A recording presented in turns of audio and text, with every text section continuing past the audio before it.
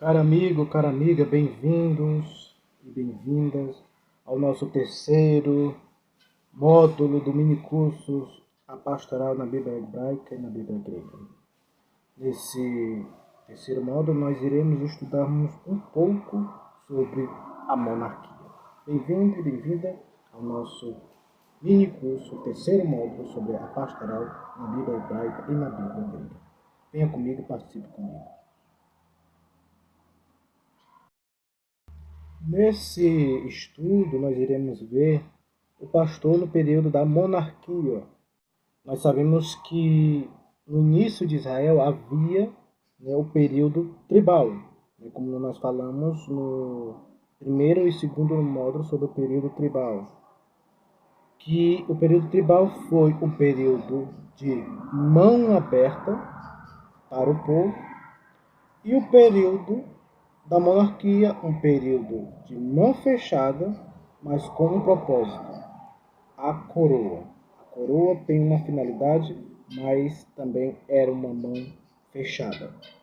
Então, no período da monarquia e no período tribal, houve várias mudanças de período da história.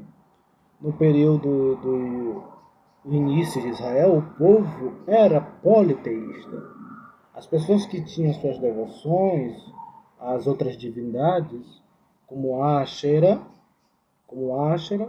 Baal, Javé e muitos outros, essas divindades protegiam as mulheres e os animais, o campo e a natureza. Javé era usado como símbolo, do pastor que cuida, de toda a natureza. Era uma metáfora muito utilizada naquele tempo.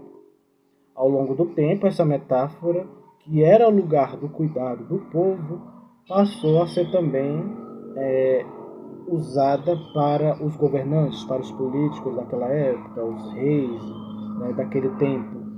E as divindades faziam parte do panteão do panteão israelita, que era, como falei, Javé, Baal, Astarte, Ashera e vários outros divindades que faziam parte do período do panteão israelita.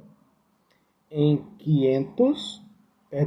726, havia um rei chamado Ezequias. Que fez uma imposição religiosa centralizando tudo em torno de Javé como o Deus oficial do povo, da comunidade, do povo de Israel. E aí nasce o período do monoteísmo. O monoteísmo nasce aí nesse período do rei Ezequias. E a monarquia também aparece por volta do século XI a.C. No século XI aparece a monarquia no período do século XI, cerca de 1050 anos antes de Cristo, antes de Jesus, 1050. Saindo do trabalhismo, saindo do período tribal, tribalismo, para o governismo, onde a comunidade passa a ter cuidados de um rei, um cuidado de um governador que cuidasse do bem do povo, onde ele começa a ter características de um ser divino, passa a ser agora, ganha para si um ser divino, entre uma ligação entre ele, o governador, e Javé. Javé e Deus, eles estavam tudo conectado, estava tudo interligado. O que o governador decidia, também eles acreditavam que Javé também decidia. Então, acreditava nessa comunhão entre o governo com o divino. O divino e o governo estavam conectados, estavam ligados. Era considerado o governador daquela época como super secretário de Javé. Então, o governo passa a ser chamado um governo do pastor, um governo considerado do pastor aquele que deve cuidar do povo. Mas você acha que a monarquia cuidou do povo? O que é que você acha? Será que a monarquia cuidou do povo? Essa é a ponto de interrogação para nós. Será que a monarquia cuidou do povo? Na verdade, não. Na verdade, não. Porque a monarquia gerou um retrocesso como voltar para o Egito. Aí nasce a crítica da profecia dos maus pastores. Nasce aí uma grande crítica da profecia dos maus pastores que a gente vai estudar no próximo módulo, no quarto módulo.